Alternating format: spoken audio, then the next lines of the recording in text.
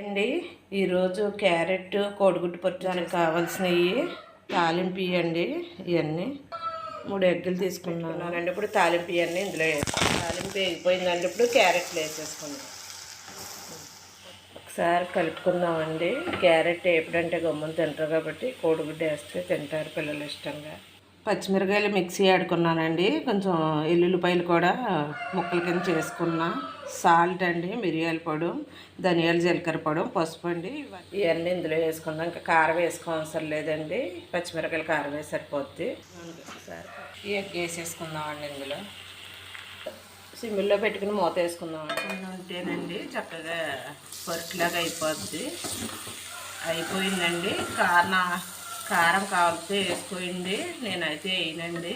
మిరియాల పొడి కూడా అప్పుడప్పుడు ట్రై చేయొచ్చు. బౌల్లో తీసేసుకుందామండి. అయిపోయింది. Carrot egg